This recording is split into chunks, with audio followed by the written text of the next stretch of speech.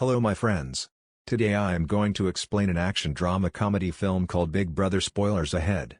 Watch out and take care. Henry has returned to Hong Kong after serving in the US military for years, looking to start a career as a teacher. He goes to his former school Tuk Shi Secondary. The principal notes that he doesn't have experience in teaching, but after being shown a recommendation letter from a higher official, he is given the job. Before Henry leaves, the principal informs him that the class he is assigned to teach is one of the worst in the school. The morning of his first day at school, Henry walks into the class to see that it is an absolute chaos. Some students are sleeping, others are singing, some are playing video games, while a good number of them are cooking ramen on a portable stove. Even after the teacher walks in, they completely ignore him and continue what they are doing. Henry tries to get their attention, but they pretend to not hear him. He gives up on trying to divert their attention and goes around the classroom, commenting on the things they are already doing. The students who are cooking are asked to eat less ramen because it contains too much sodium. Henry then approaches a guy named Shu for playing ukulele and helps him with it.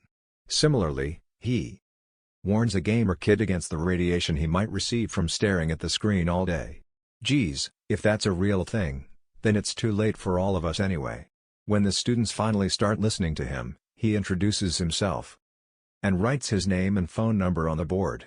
The students laugh because his handwriting is ugly. Then someone from the students calls him and asks him to leave the class. But Henry laughs it off. The kids ignore him yet again and continue with the activities they were doing before his arrival. Having enough of it, Henry uses a rubber band and piece of chalk to trigger the fire sprinkler in the room. The students quickly spread out to keep themselves from getting wet. He finally gets their full attention and officially welcomes them to his class. Oh ho ho! Welcome to my class. After class, a group of 5 lowest-ranking students gathers in the sports supply room to smoke. The leader of the group, Jack, has a crush on an A-grade student from another class. The others find him staring at her picture and make fun of him. The group has a rivalry with the rich and spoiled kids from the school's basketball team. They enter the supply room and mock Jack as usual because he is poor. Later, the basketball team is practicing while Jack and the group watch them from nearby. Jack drops a bottle on the court, which causes the team leader to fall. The group laughs, but is given detention by the school's English teacher, Miss Liang, to avoid detention. They play a prank on her and run away when she is busy cleaning her desk. Elsewhere, the school's principal is distressed because the education board is planning to deduct 20% of their annual funding. The people from the board come to take a tour of the school to inspect where the funds are being used. At the same time, Henry enters the classroom where the students have set up a bucket of water to prank him. But his reflexes work faster than the falling bucket and he is able to push it away. The students who had been waiting to make fun of him are left shocked. Henry asks for Jack's packet of cigarettes knowing that he smokes. Jack simply hands him the pack, curious as to what he is about to do. Then Henry asks Zufa to name the 3 ingredients that are in a cigarette. When he answers the question correctly, he is allowed to skip class for the day. Everyone starts to bang on their desks, demanding that they should get to skip class as well. When they stop, he hands them all a cigarette and asks them to analyze it. Henry knows that if he simply mentions the effect it has on their health, they won't take it seriously. So instead, he asks them about the outcomes of smoking cigarettes and explains how tar forms in their lungs. For the first time they pay attention to the teacher and are actually interested in learning. After the bell rings, he asks them to return the cigarettes, and the students reluctantly agree. That day in the cafeteria, the captain of the basketball team makes one of Jack's friends, Bruce, trip on his leg. This gives rise to an argument between the groups which soon turns into a fight. They throw food and tables at each other, destroying the place. Later, Henry is informed that 5 students from his class have been temporarily suspended for starting the fight. Henry finds Jack fighting his opponent in the hallway and stops them on being asked to calm down.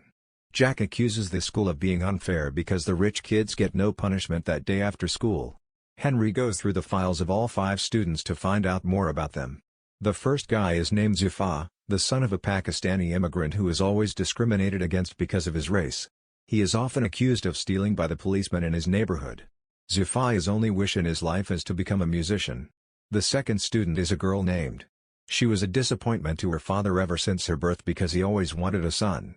Her entire life, Denon has been trying to gain her father's respect. She even cut her hair to a shorter length and played with cars to pretend to be a boy. Yet her father doesn't care about her, while he treats her younger brother like a prince. Then there are brothers named Bruce and Chris.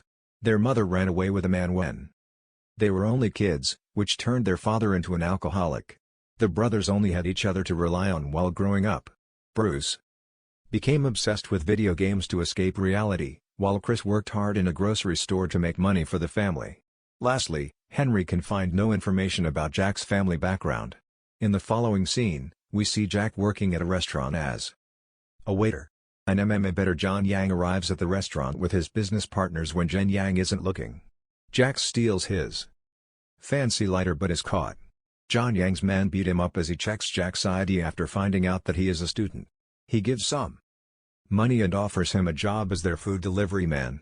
Somewhere else, Henry visits Shu for his home and finds him running away from his father and his associates after stealing a ticket. He helps him at first, but after finding out why he is being chased, he takes the father's side. Then he and Zhifa come to hang out at a bridge to motivate Zhifa into doing whatever he wants. Henry sings with a band performing in the streets. Seconds later, Zhifa joins him and sings in front of people for the first time since being bullied at school years ago. Meanwhile, Bruce and Chris's father comes home late like always and orders them to bring him a beer from the store. When the brothers refuse, he yells at them to get out of his house. The next day, Henry meets with their father and convinces him to go to rehab for his son's well-being. In the meantime, Dana's father brings her a bag of makeup products and asks her to act like a girl. For once, Dinan is furious at him for always making her feel like she is not good enough. She applies the makeup on her younger brother and sneaks out of the house with the car key. She is about to drive away in her father's car, but is stopped by Henry at the right moment. He tells her that driving without a license is illegal and suggests an alternative. Following that, they go to a go-kart racetrack. Henry also invites her father and makes them race. The father and daughter show no mercy to each other during the race and eventually end up outside the track. Suddenly, Dan's go-kart is hit by a vehicle, but she manages to dodge it. Unaware of this, her father cries, mourning his daughter's death.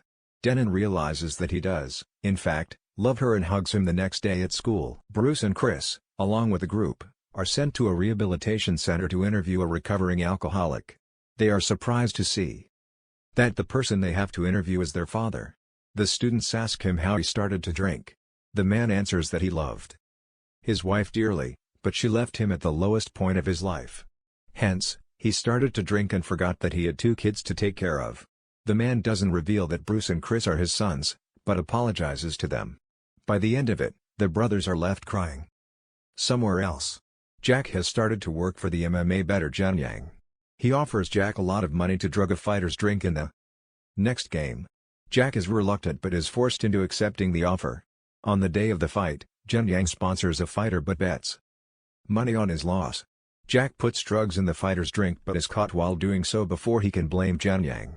He is beaten up and locked inside a locker. A while later, Henry arrives there and asks the fighters if they have seen his student.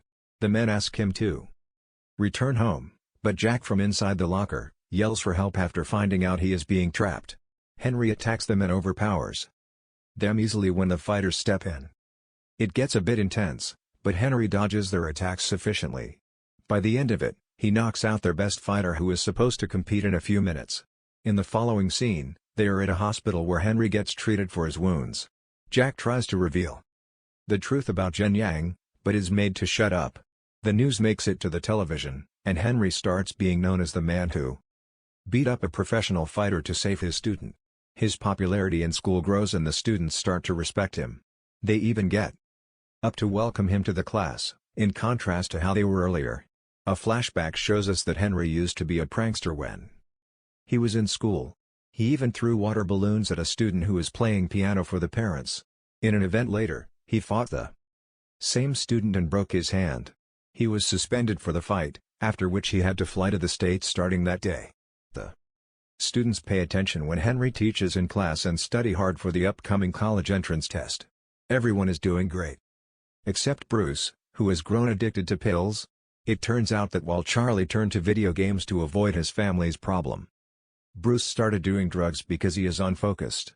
He does very badly in the mock entrance test. Piano again, but has a lot to practice before he gets as good as he used to be. Bruce recovers quickly and promises to attend the next year's entrance test. The principal is also delighted because the board decides to give them a 20% bonus fund because their students did very well in the entrance test. Henry returns to teaching and does the fire sprinkler trick on another batch of students. Subscribe for more videos like this. Turn on notifications and leave a like to help the channel out. Thank you for watching.